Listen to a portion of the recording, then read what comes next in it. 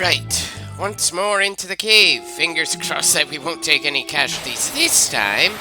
That might be wishful thinking, though, especially since I'm not sure just how we're supposed to prepare for this dungeon.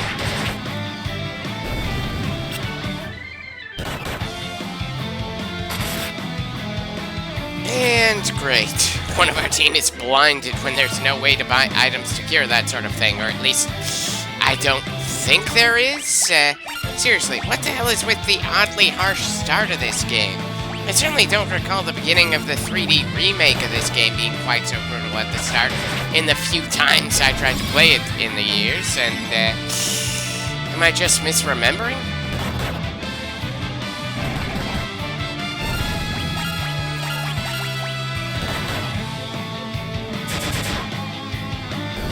Again, we're doing some good damage to these guys, but they're doing a bit too much to us in return, considering how little we've got this early on. And okay, apparently I misremembered. We've got enough eye drops that it's clearly something we could find in a store, not in a random chest, so the game wasn't obscenely unfair there. I'm still a bit used to seeing side effects becoming a thing later on in a game, though, not at the goddamn start. I should probably stop trying to base my expectations on this game based on many games that came after it, or the one that came before it. It is just another step in the evolution of Japanese role-player games.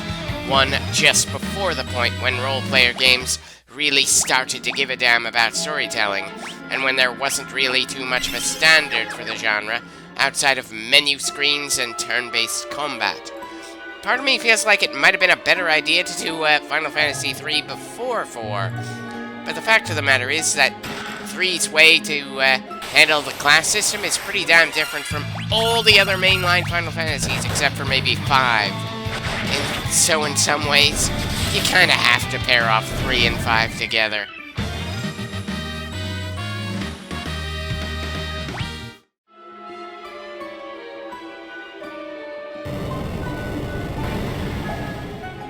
Well, at least we didn't have to search all that long for that hidden passageway. And look at that, we've just found the princess.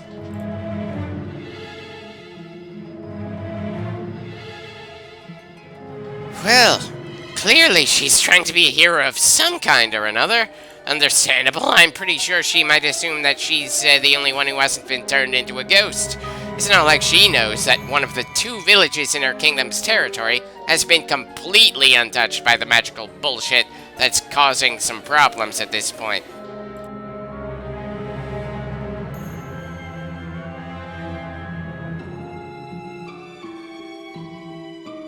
I very much doubt she's gonna reconsider. Not when she's already managed to get this far in.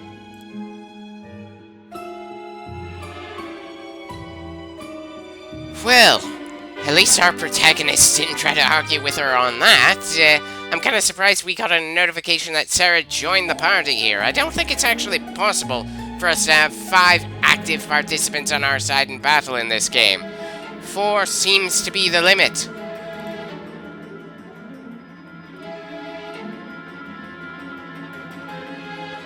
Apparently, the other 3 members of the team don't get to interact with Sarah.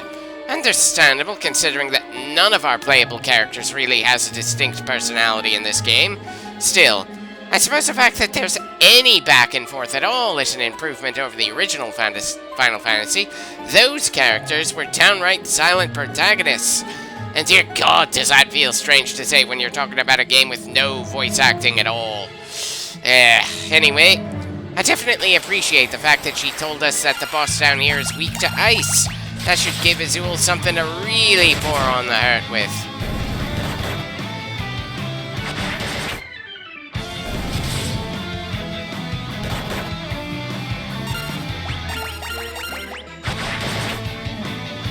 Speaking of pouring on the hurt, Carmine just hasn't been hitting as hard as anyone else. Certainly a bit weird to see, considering how warrior classes generally go in these kinds of games. Again, it feels like this game unintentionally screwed over people who decide to go with a sword and shield instead of 2 swords around here. But Having a shield is practically a signature for the warrior class, along with a few classes adjacent to it. The fact that shields, and arguably armor in general, just doesn't seem to be working out in the early game is kinda hard to swallow.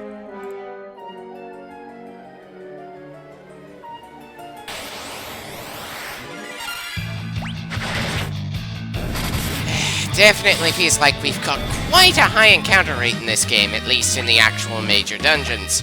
Hopefully, I won't feel too tempted to fast forward through the dungeons because of it.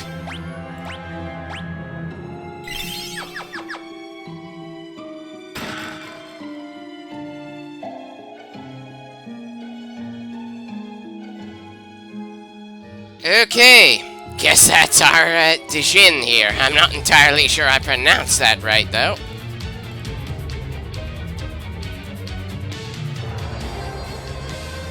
I somehow doubt it's gonna be as simple as just showing the boss the ring and then it'll just suddenly stop being a threat.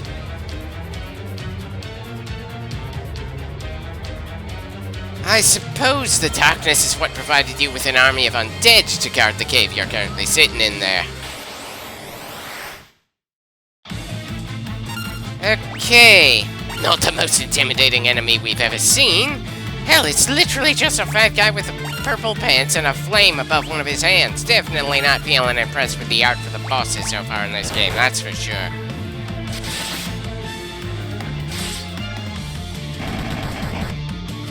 Well, seems like Brett hit him the hardest there. Hell, Brett did more damage than Azul, who is outright going out of his way to exploit the Dijin's weakness.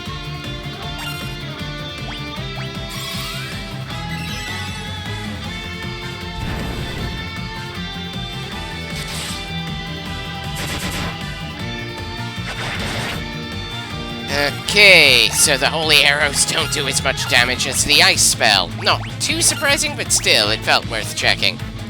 And dear God, apparently Brett's attack power seems to fluctuate a lot here for some reason. He went from hitting the bastard for 3 digits of damage to hitting around 50 on average. Not exactly insane, but still. Anyway, apparently that does it for the Dijin. Funnily enough, he was less of a pain to deal with than a lot of the things we had to fight just to get to him.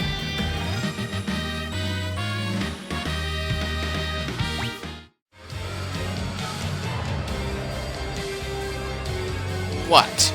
Do you mean to tell me that ring works like a Pokeball? Definitely interesting, since I don't think Pokeballs existed just yet.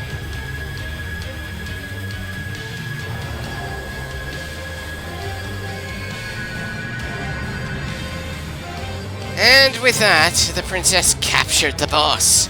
Now, just how the hell does that translate to the spell the Dijin cast to make everyone a ghost just stopping and reversing?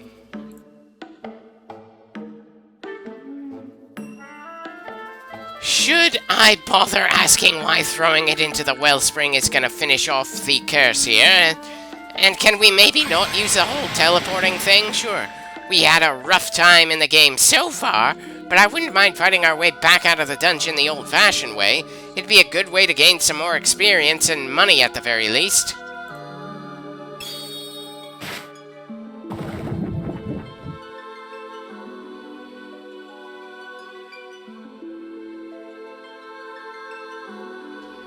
I would have liked to see the ghosts suddenly not be ghosts anymore. Not that a game this old can really do much of anything in terms of visuals, but still, I would have liked the touch. You'd also be far more distinctive a character compared to the main 4, which would get a bit awkward for this rather bare-bones story. Still, definitely feels like they put more effort into the Princess Sarah of this game than they did for the Princess Sarah of the original Final Fantasy. I kind of wish that the princess actually did some things when she was part of our party. Something to make her feel like she's a bit more of an active force trying to protect the world that we had to help. But hey, take what you can get. Even the odd audio glitch with the background music that happened for no apparent reason here.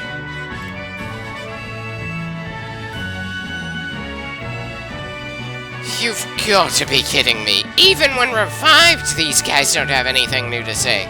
That is just downright sad.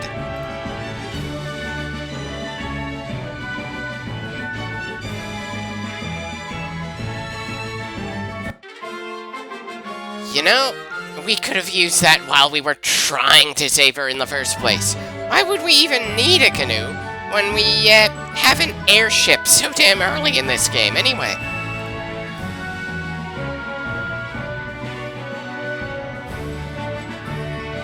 Not sure why I checked to see if there was anything to grab when we've already been through the castle pretty thoroughly. I should just be getting out of the castle and moving on.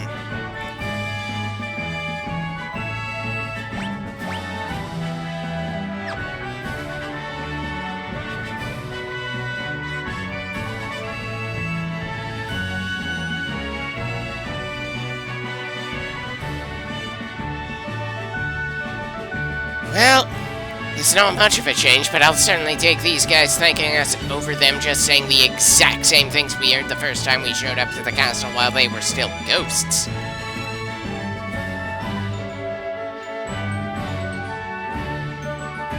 Wait, you mean to tell me that this room only exists for the sake of the cutscene where the princess throws a ring into the water? Sure, it's not a complicated room.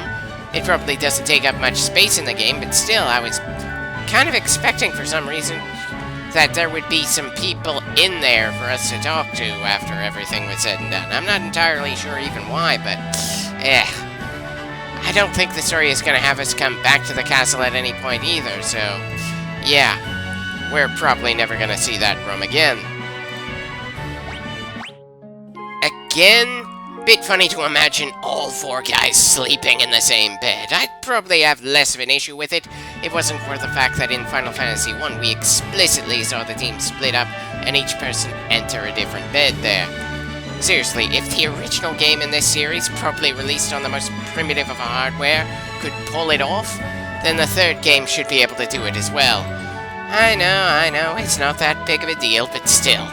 I like that kind of attention to detail, just like I enjoyed the fact that Warcraft 2 had enough attention to detail that the buildings looked different if you were in a snowy environment.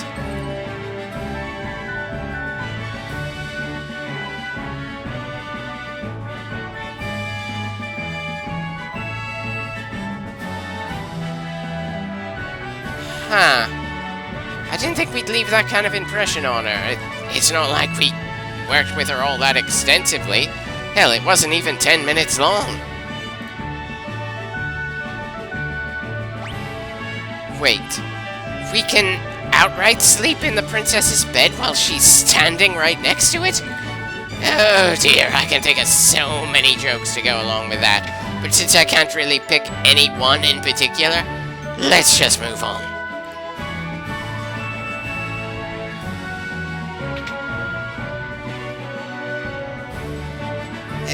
I doubt there's suddenly going to be anyone for us to talk to in this tower.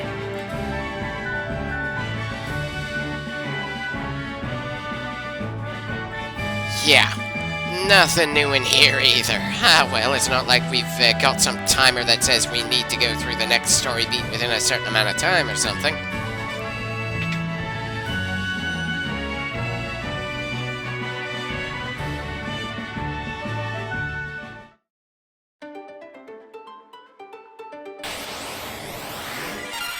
Right, back to fighting against goblins for a bit. Anyone else feel like the opening of this game is just oddly balanced?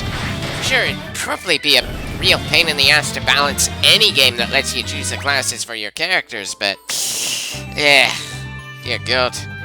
We're probably going to have a bit of an issue in Final Fantasy V when we finally get to it as well, but I still feel like Final Fantasy I was better balanced than this game. Anyway, looks like the guy who was in front of the campfire is gone for some reason, but for some odd reason his campfire is still burning.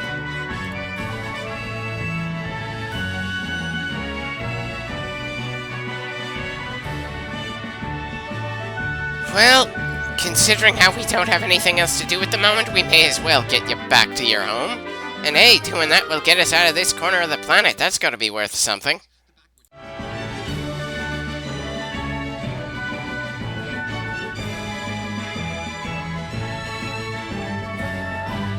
Well, I'd certainly be interested to see how Sid looks in the 3D remake of this game. With the original's graphics, he looks kind of like a garden gnome, really.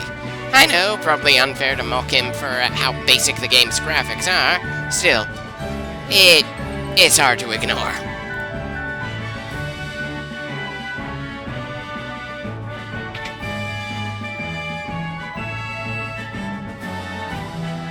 Well, bit of a surprise that we're seeing so much mithril equipment this early on in the game. And that I'm crazy enough to keep using a shield when the game has made it pretty clear it cares more about our offensive power than defensive might.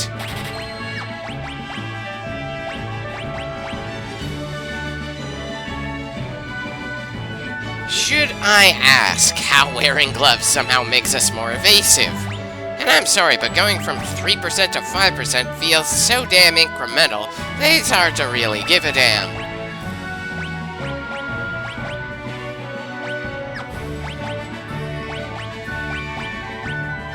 Well, from 10 to 17 looks like it's more worthwhile than from 3 to 5. Hell, I'd certainly have liked to have this kind of armor earlier. Considering we were fighting to save this village, you'd think they'd have let us do it, at least try to buy this stuff before going up against an ancient magical foe. Ugh, I'm not too sure that the Dijin counts as a legendary foe by any stretch of the imagination, though.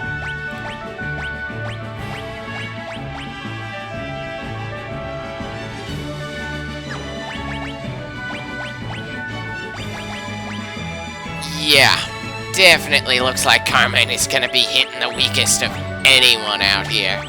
Ah, well, I'm sure there are mithril weapons for us to buy as well, so that might improve things for him. Anyway, let's start uncluttering our inventory for the moment. In fact, let's start fast-forwarding through the stores and the inventory management, at least for the armor and weapon places. Hell, I probably should have started doing that sooner.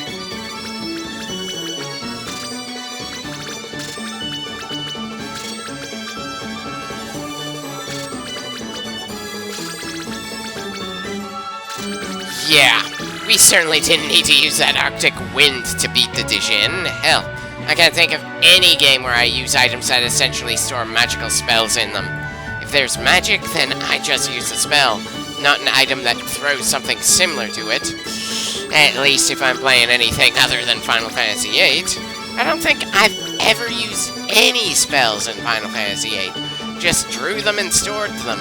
And if there were enemies that had elemental weaknesses, then I just pulled out a frickin' summon. Because somehow in that game, unleashing a bird that's essentially a god of lightning is far more casual than just casting a lightning spell at any level.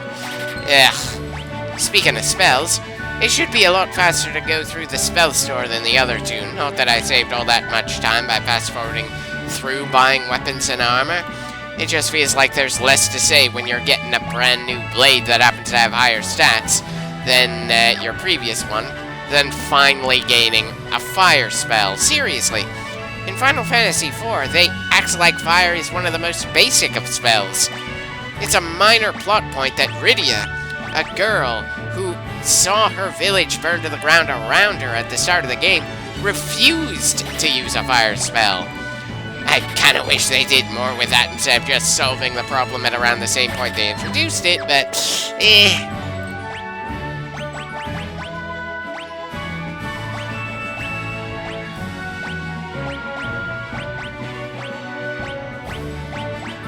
I'm not even sure why I bothered to buy the sleep spell.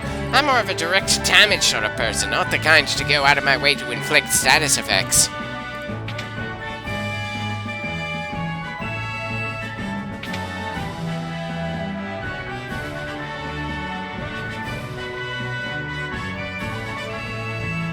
If this village had made a fortune off their mine, why does the village feel so bloody generic? There's literally nothing here to imply that the place is all that successful compared to the starting village in the game that has nothing notable about it, other than being where the protagonist came from. Huh. It's nice to know that the more that you buy, you get a bit of a discount around here. I don't generally see that sort of thing in games.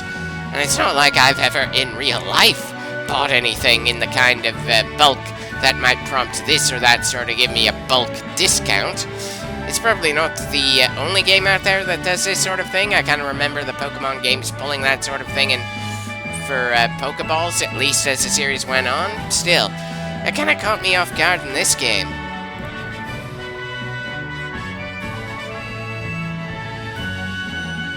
Not too sure why our character felt the need to say something in response to that girl. It's not that big of a thing, but still, it's another detail that makes me go, huh, I didn't see that one coming.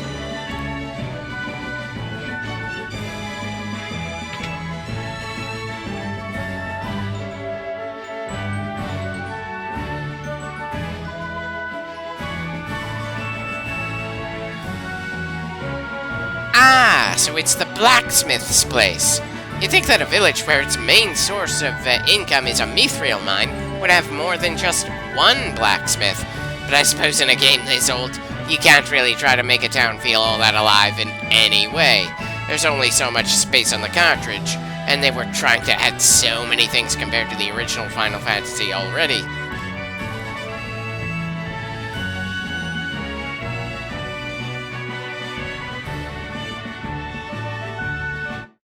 And great, now I'm remembering some of the scenes in Final Fantasy IV with that version of Cid working on some airships. It was a nice touch, and certainly better than some generic off-screen hammer sounds. Ugh. Anyway, we just gained an upgrade to our airship for whatever that's worth. Pretty sure that's enough material for one clip. Just need to find a good moment to save, and we're done here.